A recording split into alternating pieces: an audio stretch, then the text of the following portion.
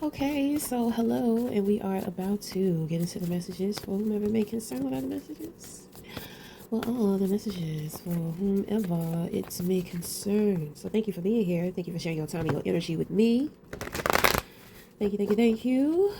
So we're about to get into the reading for whomever it may concern. Whomever it may concern. I think it's kind of like somebody, I think you got your foot on people's necks. My goodness. Okay, in the position of your crown, you have Wheel of Fortune. My. You have the Death. Two of Wands in reverse, Lovers in reverse, the Emperor, Seven of Cups, and the Empress in reverse. So the reversals are the past.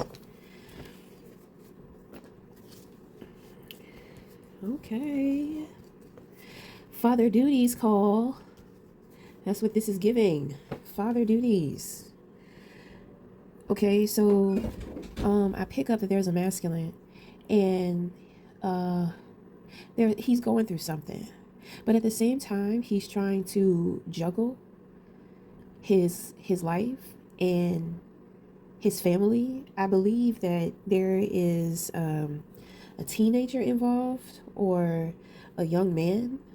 Okay, so it's like a teenage boy, rather it's the son, rather it's cousin, you know, brother, I mean, whatever. Okay, so you know that you're going to have patience with dealing with this young man and dealing with certain situations that have you confused about this person, this youth, or just this situation in general. So behind the scenes, things are taking place. I have a feeling that this young person may be a little confused about you too. You know, maybe you've had to put your foot down or something in some kind of way, but I mean, it's kind of like spiritual and emotional is how you're dealing with this youth. So what they see from you, it's kind of like what they feel from you is something strong, something intimidating. But what they see from you confuses them. You may be doing this on purpose just to help them to relax or, to be easy around you. You know, this youth is not giving me like, oh, he's a hothead or anything like that, but it's coming off like he may be like very sensitive. You know, he may be very sensitive, so things can be very triggery. So let's just say he's toxic, okay? And I'm not trying to talk shit if this is your child, okay? But if this is your child, the child does not live with you. Maybe the two of you are working things out, so you guys can develop a relationship, get closer, or do whatever. Okay, so it's just the child is sensitive. So, you know, like I said, they're confused with what they see and what they feel from you. You got big spirit type shit going on here. When it comes to your mind, it's like you're lucky, but let's not call it luck. Let's call it a miracle. Like you can perform miracles. So I don't know, maybe you're mentoring this young person. And that's the thing. They're picking up on the magic of who you are, so you're like a big mystery to them. I think that they admire you. But at the same time, there's something so touchy here about feelings. You know what I mean? Almost kind of wanting to fight the feeling. It's like they want the intimidation, because the intimidation, it makes them feel as if they're validated to be able to, like maybe get a little disrespectful or get a little buck wild or be a little rebellious. You know what I mean? Because it's kind of giving me, I'm just picking up on a dad and son scenario. You know, um, the child is emotional, and dad just does not get into things emotional, but, dad can manipulate emotions, obviously. Okay, so that's what I'm saying. Like the young, the youth is confused. It's like they're fighting it. It's like they want a problem because maybe acting out is what gets them attention. But, there's been a lot of attention. You know what I'm saying? You've been giving them a lot of attention and they're confused, maybe because they expect it, or maybe thought or heard that being with you would be different or something like that. It's just giving me real touchy, like real sensitive, you know.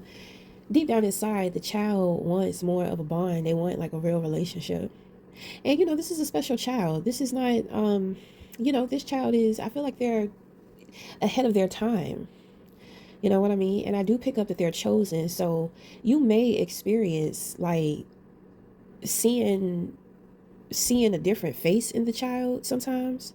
It may seem like they have a mysterious face, like at different angles, they look like a different person.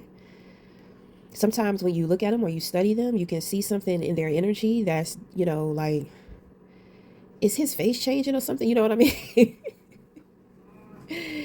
Your child is special, your child is gifted. Or this child, whoever this youth is, so that's what I'm saying. Like, I just feel something real, real intense here between you and you and a youth. And in a way, it's like the two of you are trying to figure it out together, So, so I feel like you as the adult, you honestly take it very serious, but you try not to show too much of that. It's kind of like this youth doesn't want your authority. Like, they want your love, they want your kindness, they want your respect, they want your compassion, they want your understanding. This youth, it be different shit that be on their mind. Not necessarily really the typical average like teenager or young adult. you know and I think sometimes too you have a hard time with connecting mentally to them with like certain conversations and all that type of stuff, or just with wanting to to hold conversations, because it's you communicate when you want to get to know somebody, but at the same time sometimes we don't necessarily know the questions to ask the children, because we feel like we really don't have too much in common with them, because we see them just as children. So we think that they don't have a life. We think that they don't have things going on, that they're not going through things with school or their peers. You know what I mean? Maybe they're just not talking about it, but it's definitely things going on. You know what I mean? So, I mean, but things are looking good. Things are looking up. Things are looking on the up and up. You know, um, there's a lot of work here. There's been a lot of shifting. I don't know, because this looked like it happened pretty fast. You got to make sure that you're not acting and behaving like Dr. Jekyll and Mr. Hyde. I think that you kind of have that polarity going on here, but it's like something has happened to where it's kind of like pick a side. You don't have to be in between worlds all the time. You don't have to live that way. You have two wolves. The goal is to make sure both of them eat, but you have to feed one more than the other. There are times to where you have to feed them the same. I don't know. I feel like if people would kind of look at perceptions and situations as like having to care and and deal with infants, then I don't know. I feel like it would bring a little more understanding. I'm not trying to baby nobody, but I'm just saying it just seems like using certain scenarios, because babies represent innocence. So, but anyway,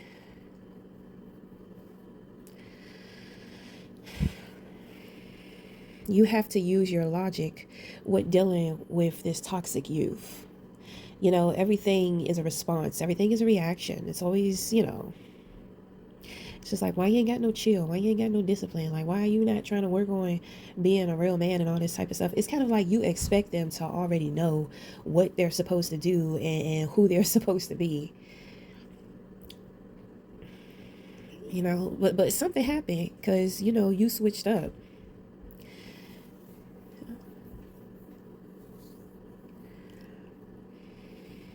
You've decided to just accept the situation, accept yourself in the situation,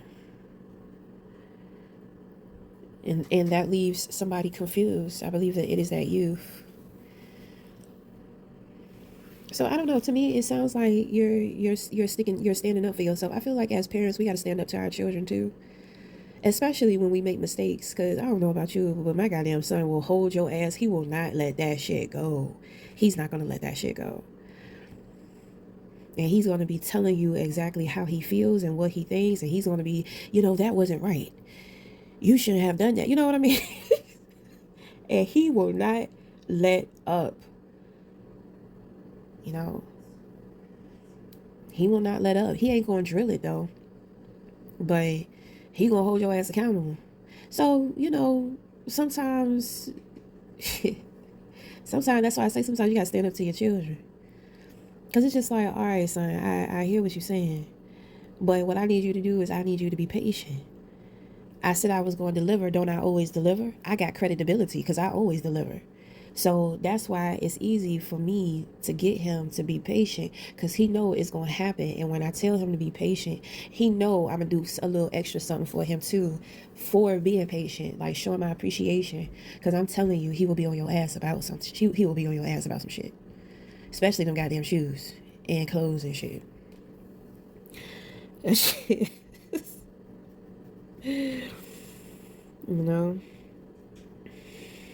But I really feel like there's something going on here with attention in the youth. They can't believe that you give them the attention that you want to give them the attention.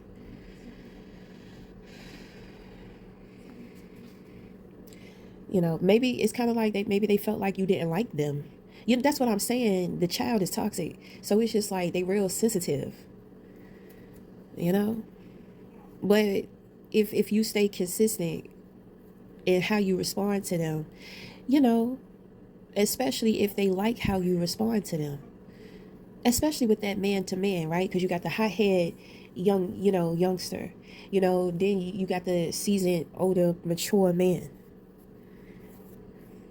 He's got more chill. He's got more calm. He was once a hothead, but life has built him up something good, so now he can be solid to deal with the past version of himself, that is looking at him in his face. You understand what I'm saying?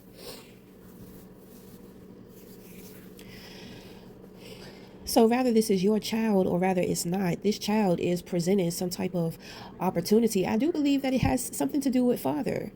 In the bloodline, there may have been, generations of the male role models, or, the fathers. Maybe a chain of the fathers not being there, or the fathers feeling like they're not good enough, or they're not ready to be fathers, so they just pick up and leave. Whatever has been going on with the fathers. So I think that there's some type of epiphany about that too.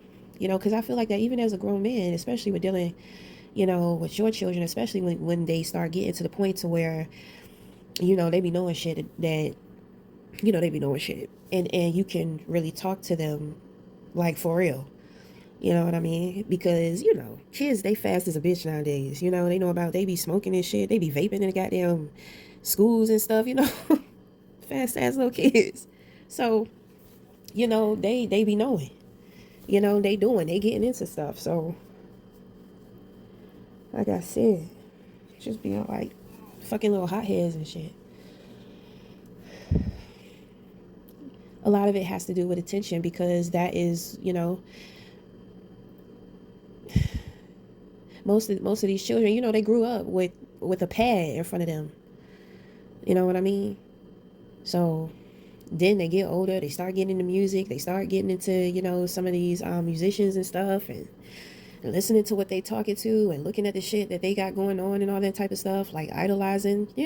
Children are impressionable. So, now they out here, you got the little girls with the lace fronts, long ass braids, and she pretty much going to middle school looking like a trick, looking like a stripper. You know what I'm saying? Hell yeah, they dressing like that in them schools. But of course, they send them home or make them put something on. But, it just is what it is. So, it's all about the attention is what I'm saying. What the children idolize is kind of like they see the bigger picture. It's all about attention. You know what I'm saying? So they're being influenced to want attention, but that is your child. So regardless of the challenging, you know, influences within the world, they don't have to follow you, but you definitely want to say something, and you definitely want to show your children who you are. You know, if you could be something different. You have something different to offer your child, which makes them, a well-rounded person. All you have to do is plant the seeds. You know, I think sometimes we be trying to rush the children's process, but you got to be patient and you got to give them time, because it's not just you. God has a plan for them too. God has a hold on them too. So, don't be trying to do too much. And then, like I said, if it's real magical between the two of y'all, it's you know, he's definitely chosen. So it's like his body is a vessel. His brain is a vessel. You want to help him, with his mental health. Maybe that's something the two of you can work on together, like going to the gym, talking, having conversations, maybe even like reading together. You know what I mean? You opening up, sharing your wisdom and stories, asking, hey, how was your day? What's anything on your mind? Like, how you feeling? You know what I'm saying? Making sure they taking care of themselves, you know, um, help distract them with them. So when it comes to setting up a space for them, make sure it's a space that they love to be in. I'm talking about from the bathroom to their bedroom, because those are the two places that they kind of want to hang out the most. You know what I mean? My son, he got his little setup, his little phone set up for the shower. You know what I mean? He got everything at his disposal. We got the little projector light. We don't even turn on the light. We got the projector light that just be on. So he in there vibing out, taking a shower, taking a bath. Sometimes it's the small things that help stimulate the brain. The brain needs more relaxation, and that is mental health. That is the mark that we're trying to get to. Sometimes we think what is going to relax the brain is really not. So that is the challenge of the mental health, because you have to be real with yourself. You may be having money problems and stressed out. I could put you in a room full of money. Whatever debt that you had will be paid, but you still going to be unhappy and you still going to be empty. And that's kind of like a statement that you're not going to understand unless you go through it. That's why life is such a mystery, but mental health is all about relaxation. My son is on the spectrum. So I'm coming up with ways, and it don't never stop, because as he gets older, I got to switch things up. I got to be more consistent or less consistent. Trying new things. This work, that work. When it come to food, he love foods that make him feel good. When it comes to individuals on the spectrum of autism, oxytocin releases are a major help and boost. So they must be feeling good. They must prioritize to feel good. Now the thing is that when we deal with mental challenges, we have a tendency to be a little lazy, unless you are someone who, you really enjoy like working out, or you're in some type of sport, or, or at physical activity, like, I don't know, like maybe rock climbing, canoeing or some shit like that, but but yeah. So things have changed, but the change will do you some good. It has done you some good. If somebody has to leave your life at this time, let them go. Out with the old and in with the new. Whatever you have going on within your life right now, understand that it's going to require you to be patient, because things are taking place and developing within the background. Okay, so I'm going to say one more thing before we leave off. You may have ran into somebody that you haven't seen in a while. And, it could be just a good time. The two of you, you're not talking about the past, and you're not talking about what to look forward to in the future. The two of you are just in the moment, and it's just a good time. So when that good time is over, it's kind of like, people really don't know how to let it be over. In this situation, things are brooding, things are shifting. So whoever it is that you ran into, it's not just a coincidence. It was more so of something that was meant to be. It was fated. Okay, so, I'm going to say for the next 7 weeks, it could be 7 days. Let's start with hours. 7 hours, 7 days, 7 weeks, or 7 months. I really pick up 7 months. So if somebody returns to your life, this is the time to where they will return. Okay, but it's kind of like don't look forward to anything, because the focus needs to be on self, because there are a lot of there's a lot of responsibilities here. Somebody's carrying a lot of responsibility. You have a lot of responsibility, a lot of burden. you know I feel like you need somebody for you. I feel like you carry on a lot, and you spend a lot of your time with having to be there for everybody else, but at the end of the day, strong people need strong people with and around them too. I'm getting from you, I'm getting like a lover, you know, just kind of needing support from somebody, like standing with you, somebody that at the end of the day, at the end of the night, when you lay down, maybe you can talk about maybe your day and things that may have bothered you. Conversations seem to get a little more in depth and open at night, especially when we're laying in the bed, you know. And then it would be nice to have somebody to just take a load off of the little things, maybe like cooking, cooking or running errands. You know what I'm saying? Even if somebody just came in and just cooked something for the whole day, something that you could just in and out of your refrigerator with, you know. Okay, so because I do pick up a daydream, you may be daydreaming about somebody, somebody may be daydreaming about you. How you can tell if somebody is daydreaming about you, though, if you find yourself like all of a sudden just dozing off, getting tired, somebody is thinking about you. Somebody is daydreaming about you, thinking about you. Okay. The Seven of Cups also represents daydream. So that,